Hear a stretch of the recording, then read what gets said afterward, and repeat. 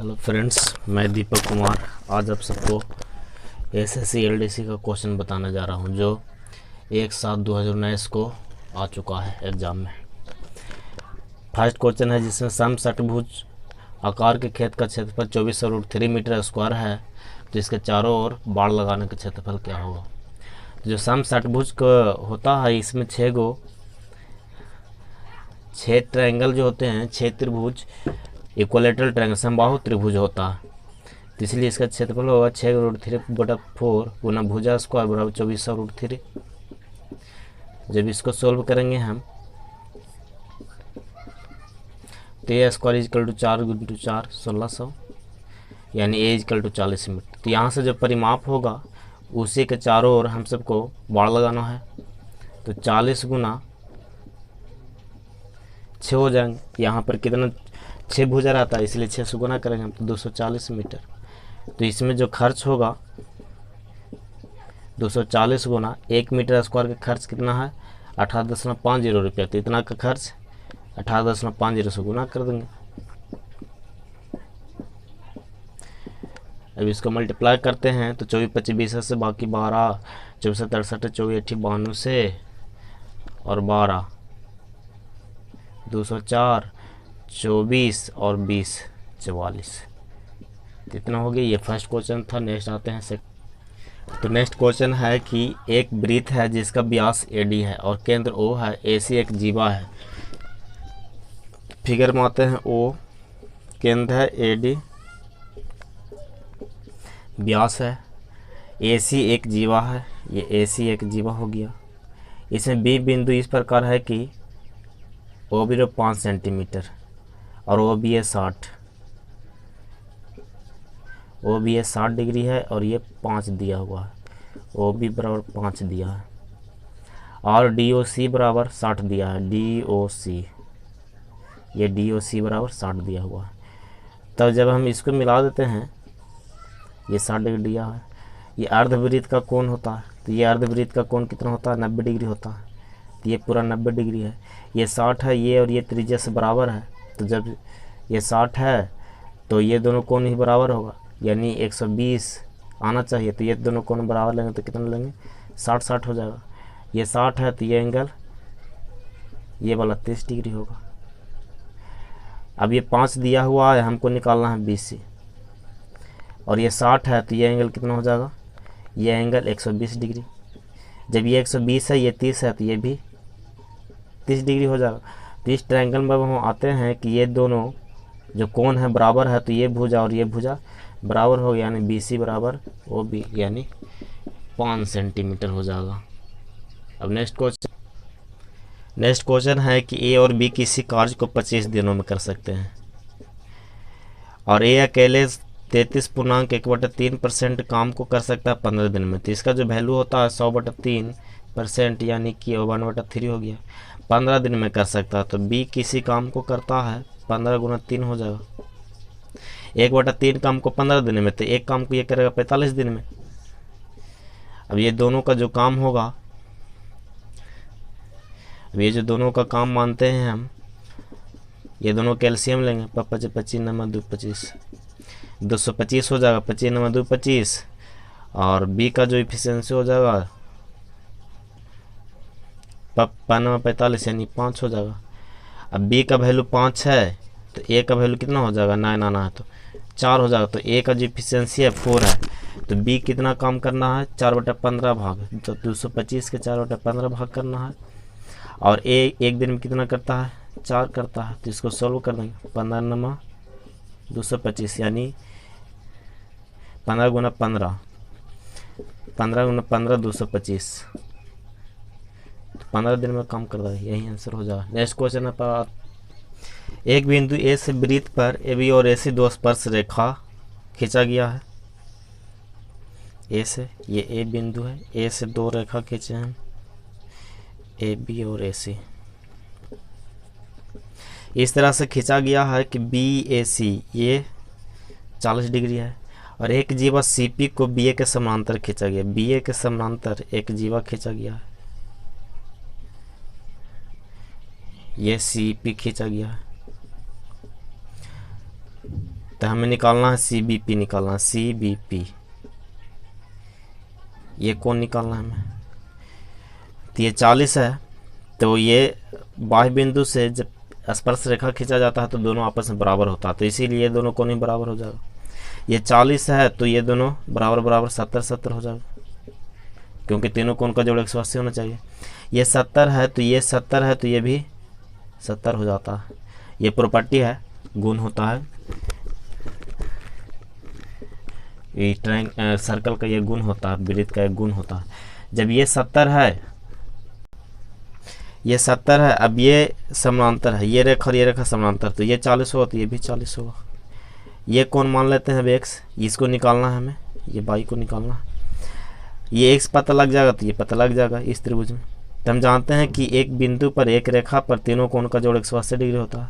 तो 70 40 110 और ये 110 प्लस 70 180 हो जाएगा, तीनों कोण का जोड़, तो x का मान 70। जब ये 70 है तो y कितना हो जाएगा त्रिभुज में? ये 70 है तो ये भी 70, 70 70 140 40 80, तो ये जो एंगल होगा 40 डिग्री हो जाएगा। नेक्स्ट क्वेश्चन, तो किसी वस्तु का अंकित मूल्य 600 रुपया है, अंकित मूल्य पर 25% छूट देने के बाद 30 रुपये की हानि होती है, तो हानि प्रतिशत। तो अंकित मूल्य 600 रुपये 25% छूट देते हैं, यानी कि जो छूट देते हैं तो SP हमारा हो जाएगा 25% छूट, 25% बराबर 1/4, तो 4 रुपये में 1 रुपया छूट देता है, यानी 3 रुपया, तो 3/4 ये हमारा SP हो जाएगा 15×460, 15×450 रुपये SP है। 30 रुपये की हानि होता है, 30 रुपये की हानि होता है, तो हम खरीदेंगे कितना? 480 रुपये में खरीदेंगे, 450 में बेचेंगे, 30 रुपये की हानि हो जाएगा। हानि प्रतिशत हमारा हो जाएगा, तो हानि प्रतिशत हानि बटा CP गुना 100 होता है, 30/480 गुना 100। इसको सोल्व करने पर जो आता है हमारा आंसर 3 16 48 25 चौके 100 4 4 16, 6.1/4 प्रतिशत हानि हो जाएगा। चक्रवृद्धि ब्याज और साधारण ब्याज का अंतर ज्ञात करना है। यदि मूलधन 12,000 रुपये दिया हुआ है, ब्याज 5 मासिक संयोजित होता है, तो यहाँ पर हम निकालना है P दिया हुआ है, तो R सबसे पहले निकालना होगा हमें। R 12% है और P 1.1/4% वर्ष है, तो 1.1/4 वर्ष यानी 15 महीना हो जाएगा। 15 महीना के परसेंट की दर से संयोजित होता है। 5 मासिक, तो 5 मासिक का इतना स्लॉट हो जाएगा, 3 स्लॉट, तो T 3 आ जाएगा। अब R जो है, R हमें ज्ञात करना है, तो 5 मासिक है, 5 महीने के लिए 12%। जब एक वर्ष में 12% की दर है, एक वर्ष यानी 12 महीना में 12% की दर है, तो एक महीना में 1% हो जाएगा। जब एक महीना में 1%, तो 5 महीना में 5 महीने की जो दर होगा 5%, तो यहाँ पर जो दर होगा वो 5% होगा। तो यहाँ से R 5% आ गया और टाइम समय आ गया 3। तो हमें निकालना है CI और SI का अंतर। तो जो CI और SI का अंतर होगा, CI और SI का अंतर होगा 12,000 पर निकालते हैं। 12,000 5%, तो 12 × 60 यानी 600 600 600, फिर इसका 5%, तो 6 × 30 30 30, 3 बार लिखते हैं। फिर इस पर भी 5%, जब इस पर भी 5% होगा, 30 30 लिखें, फिर इस पर भी जब 5% होता तो ये होगा 5 या 15 यानी 1.5। तो जो चक्रवृद्धि ब्याज और साधारण ब्याज का अंतर होता है यही होता है। तो 3 90 90 के 91 51.5 रुपये चक्रवृद्धि ब्याज और साधारण ब्याज का अंतर हो जाएगा। अब आते हैं, एक आदमी 12 किलोमीटर पर घंटे चाल से जाता है और उसी दूरी को चाल से लौट जाता है, तो कुल समय इतना लगता है, इतना घंटा, 2.3 घंटा। तो उसके द्वारा तय की दूरी की याद करें। जैसे ये रास्ता है, इसी पर गया 12 से और आया 9 से, तो इस केस में जो औसत चाल होता है V औसत 2UV बटा U प्लस V, ये U है और ये V है, यानी 2 × 12 × 9 बटा 12 9 21, 12 9 21, 4 × 12 7 × 21, 4 दुनिया 9 72/7 हो गया। अब जो दूरी होता है, दूरी बराबर चाल गुना समय, चाल हमारा ये आ गया 72/7, समय लगा है 2.1/3 यानी 3 दूनी 6, 1 7/3, 7 से 7 कैंसिल, 3 से 3 6 3 4 12, तो जो कुल दूरी कवर करेगा वो 24 किलोमीटर। जाने में और आने में कुल दूरी गया 12 किलोमीटर गया और 12 किलोमीटर आया, लेकिन कुल दूरी हमारा कितना होगा, तो 12 12 24 किलोमीटर हो जाएगा। तो ये आंसर हो जाएगा इसका। नेक्स्ट, तो इसमें हम वैल्यू पुट करके निकालेंगे। कॉट थीटा मान लेते हैं, थीटा की वैल्यू 0 रख देते हैं, थीटा की 0 वैल्यू रख देते हैं, तो कॉट जो 0 होता है अनडिफाइन होता है, अनडिफाइन होता है, तो इसमें 0 रखेंगे तो साइन 0 0 होता है, सेक 0 1 होता है, ये 1 होता है, कॉसेक 0 अनडिफाइन होता है, तो अनडिफाइन यानी ऑप्शन नंबर ए हो जाएगा हमारा। मान लेते हैं 3 संख्या, इसमें मान लेते हैं कि 3 संख्या एक्स वाई जेड है, इसमें 2 संख्या का औसत को तीसरे संख्या से जोड़ते हैं तो हमें 177 प्राप्त होता है। तो यहाँ से हम हो जाएगा x + y + 2z बराबर 177। इसी तरह से y + z/2 ये दोनों के औसत में 1 जोड़ते हैं तो हमें प्राप्त होता है 163। तो इसी तरह से x + y + z, y + z + 2x, और ये 2 लघुत्तम ले लिया गया है तो 177 गुना 2 हो जाएगा, तो यहाँ से 163 गुना 2। इसी तरह से z + x + 2y हो जाएगा तीसरा नंबर में, जो हो जाएगा हमारा 138 गुना 2। तीनों को जोड़ देते हैं, तो तीनों को जोड़ देंगे 3x हो जाएगा, 2 1 3 y, 2 1 3 1 4, 4y, सॉरी यहाँ पर x भी 4 हो जाएगा, 2 1 3 1 4, 4x, और z भी इस तरह जोड़ेंगे तो 4z हो जाएगा। ये तीनों में 2 कॉमन है तो 2 कॉमन निकाल लेते हैं, तीनों को जोड़ते हैं 8 3 11 1 18, बाकी 1 7 8 14 3 17 7, बाकी 1 3 1 4, 4 इन तीनों में कॉमन हो जाएगा,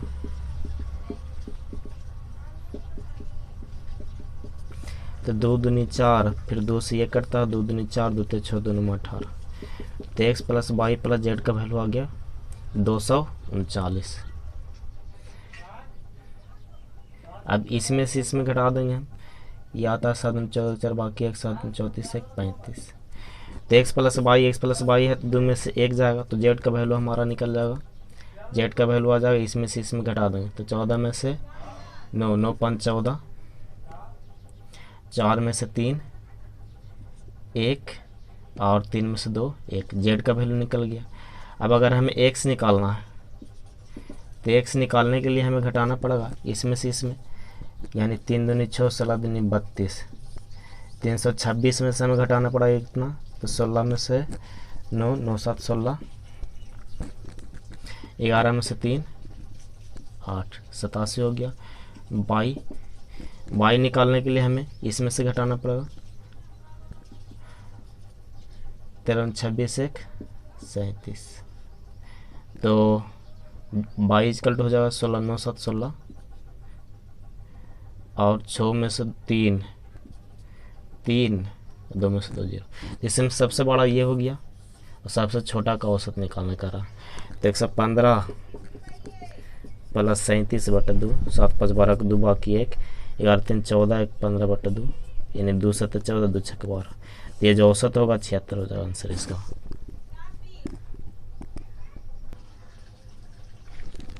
तो इसका जो आंसर हो जाएगा हमारा 76 हो जाएगा। नेक्स्ट क्वेश्चन 10 है, जिसमें x + y = 7 दिया है, x y = 10 दिया है, तो इसका वैल्यू निकालना है। तो इसमें हम इसको फैक्टराइज करते हैं 10 को, तो 2 × 5, यानी x का वैल्यू 2 रख सकते हैं, y का वैल्यू 5, तो 2 + 5 कितना होगा 7, यानी x = 2 होगा, y = 5 होगा, इसमें रख देते हैं। 2 को होल क्यू 8 और 5 के होल क्यू 125, इसको सॉल्व करेंगे तो 1000, यहाँ पर 125 + 8 यानी 133/1000, तो हमारा जो आंसर होगा 133, यही आंसर हो जाएगा।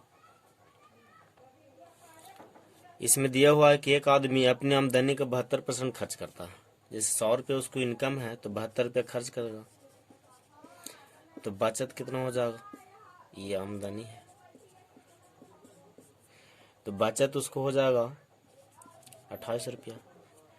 अब फिर कर 28% बढ़ा दिया, 25% बढ़ गया आमदनी और खर्च, तो जब बढ़ेगा तो उसको प्लस साइन यूज करेंगे, बढ़ेगा तो प्लस साइन, और घटता है तो उसको हम माइनस साइन यूज करते हैं। तो आमदनी को 28% बढ़ा दिया गया, खर्च को 25%, तो बचत कितना बढ़ेगा घटेगा यही निकालना है। वृद्धि या घटोतरी होगी, घटेगी, तो यहाँ से 2800 हो जाएगा और ये मल्टीप्लाई करेंगे 1800, यहाँ से 28x इजकल टू हो जाएगा 1000, ये आके घट जाएंगे, x इजकल टू 1000/28, 7×28 25 100, तो 7 या 21 और 4 25, 7 5 35, 7 5 35, तो 5 यानी 35 करीब, ऑप्शन नंबर सी करेक्ट हो जाएगा। तो नेक्स्ट क्वेश्चन है कि ये क्वेश्चन है जिस बेस्ट है, आगे काकर पीछे भाग तब गुना तब जब जोड़ घटा, ये बचपन में ही हमसे पढ़े हुए थे। तो सबसे पहले का की क्रिया होता है, तो 3 3 9, 4 4 16, 9/16 ये हो जाएगा 9/16। इसके बाद भाग की क्रिया होगा, तो गुना 16/9 गुना 4/3।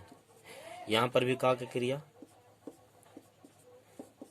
तो 5/2, ये भागा में है, अब भाग गुना पलटेंगे 2/1।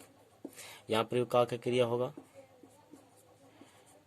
तो 2/3 प्लस 5/9।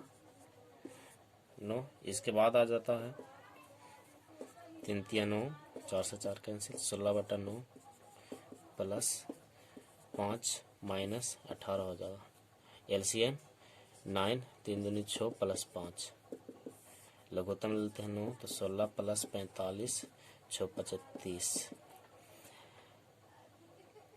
6 5 11, सॉरी 6 5 11, 11 ये 5 होगा, 45 5 50, 50/9 करेक्ट आंसर।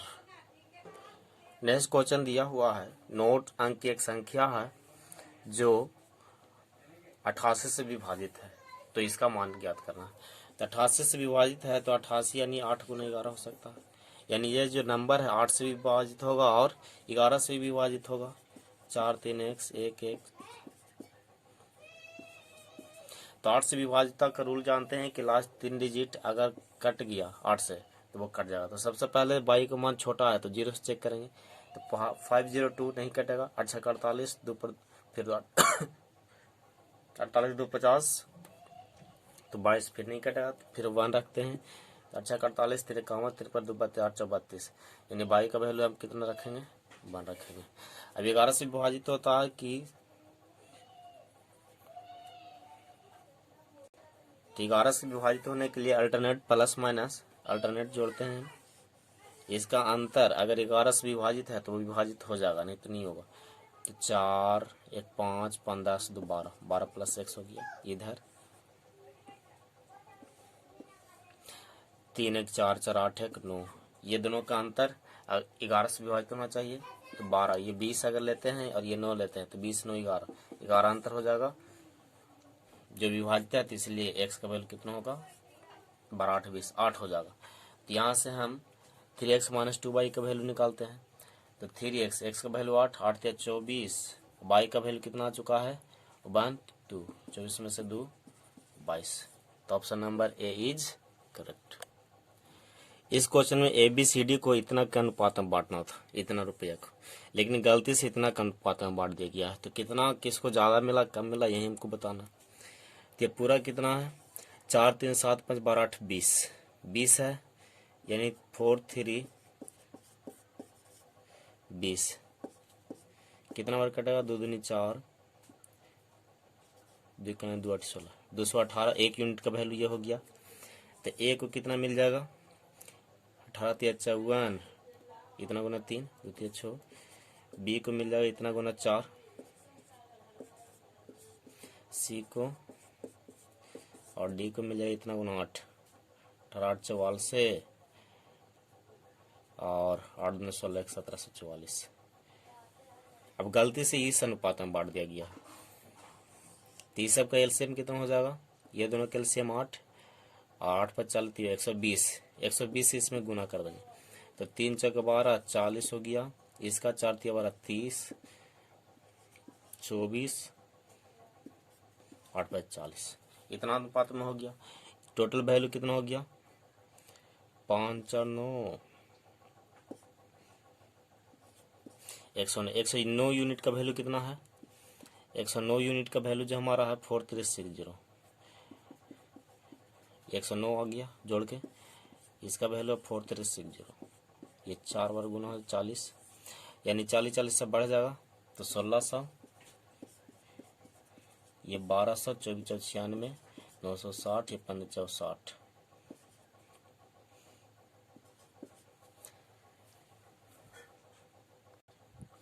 अब एक को कितना ज़्यादा मिला, 10 में 4 6, 9 में से 5 4, 46 आ रहा है लास्ट से 56 है, तो ये नहीं होगा।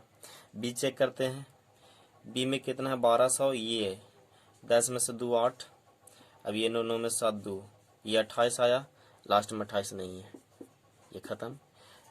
अब डी को कितना मिला, डी को चेक करना है, 10 में से 4 6, डी कौन सा है, डी ये वाला है, 4 में 0 4, तो पहले इतना मिलना था लेकिन बाद में इतना मिला तो पैसा कम मिला, तो ये हमारा सही है डी।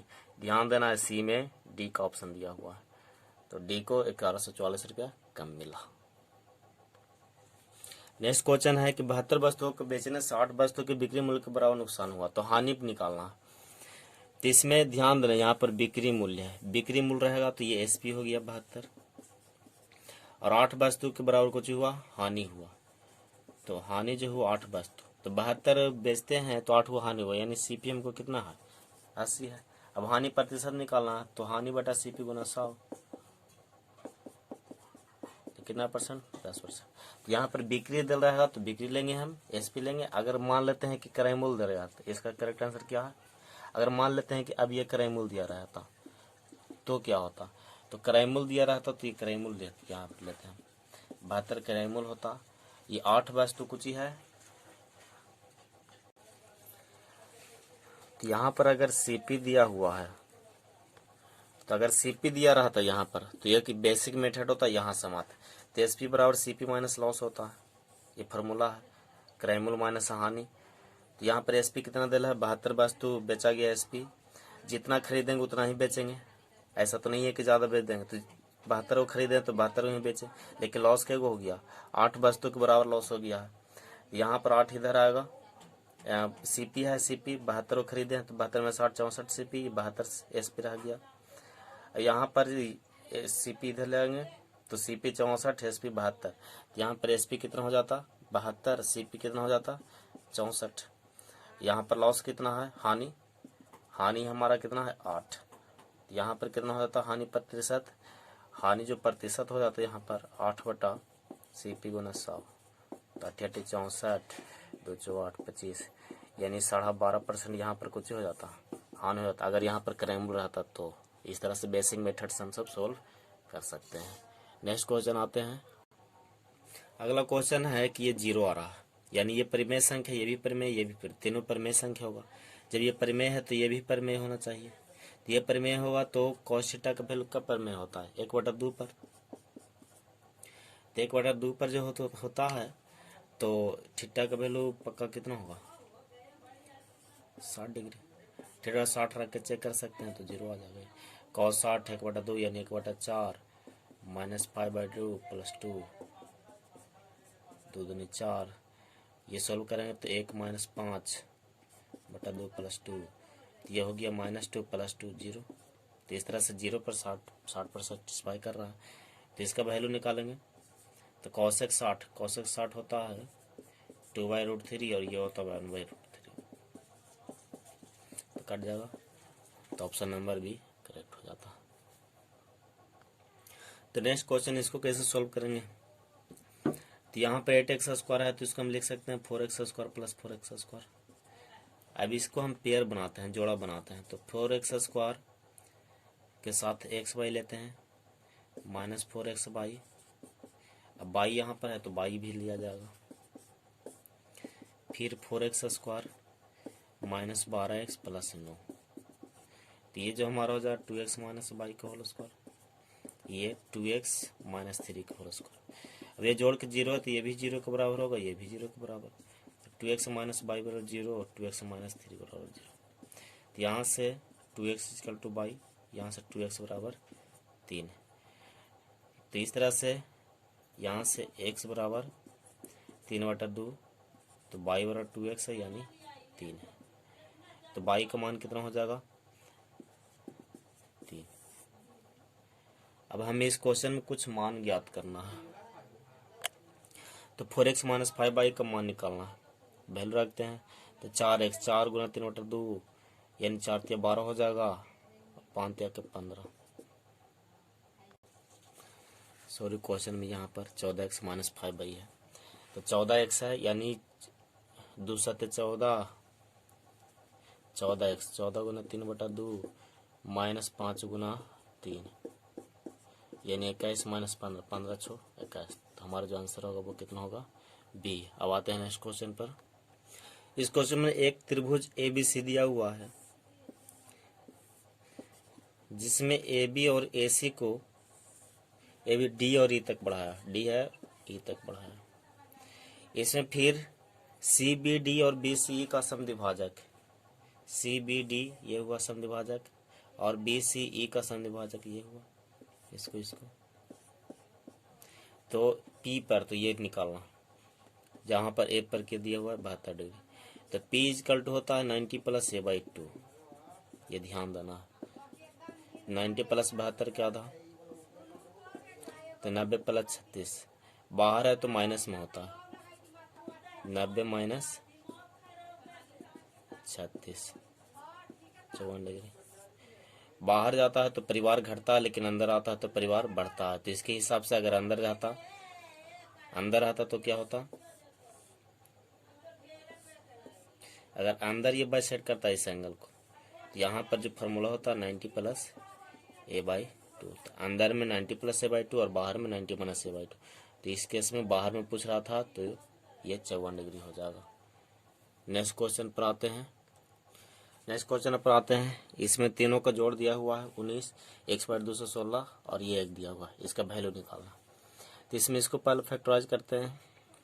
तो 24 - 216, 2 × 4 = 2 × 8, 24, 3 × 3 = 24 - 216। अब इसको इस तरह से जोड़ते हैं कि ये आ जाए। तो 2 × 2 = 4, 3 × 2 = 6, 3 × 3 = 4, 6, 9। x का वैल्यू 4 रखते हैं, b का वैल्यू 6 रखते हैं, c का वैल्यू 9, तो 19 आ जाता है।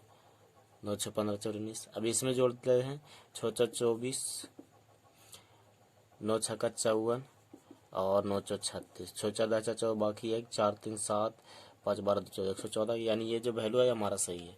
अब इसका मान निकाल देंगे। तो 4 के क्यूब 64, 5 के क्यूब 125, 5 नहीं है 6 है 216, जेड का क्यूब दोनों में 81, 729। फिर ये तीनों गुना कर देना, 6 × 4 = 24, 24 × 9 = 216। जोड़ते हैं 9 × 6 = 15, 6 × 1 = 4, 25। तो यूनिट डिजिट 5 है, तो ये पक्का 5 के ही स्क्वायर होगा। तो option number D is correct. Option number D is correct. Next question है, इसका मान ज्ञात करना है। तो हम सब जानते हैं कि tan और cot कम्प्लीमेंट्री एंगल होता है, पूरा कोण होता है। तो 13 और ये 77, ये दोनों मिलकर कितना बन जाएगा? 90। तो ये जो हो जाएगा cot 13। तो जानते हैं cot 13 tan ये इनवर्स होता है, तो इस तरह से ये कुछ हो जाएगा, कट जाएगा। तो इस तरह से जो कम्प्लीमेंट्री बन रहा है काट देंगे। 37, 53 मिलकर 90 बन रहा है। tan 45 का मान 1, cosec 60 का इसका हो जाएगा cosec 60, sin 60 का √3/2, तो इसका 2/√3 का होल स्क्वायर यानी 4/3, cos 60 तो 1/4, 1/2 होता है cos 60 स्क्वायर है 3/2 प्लस 2। इसको सॉल्व कर देंगे।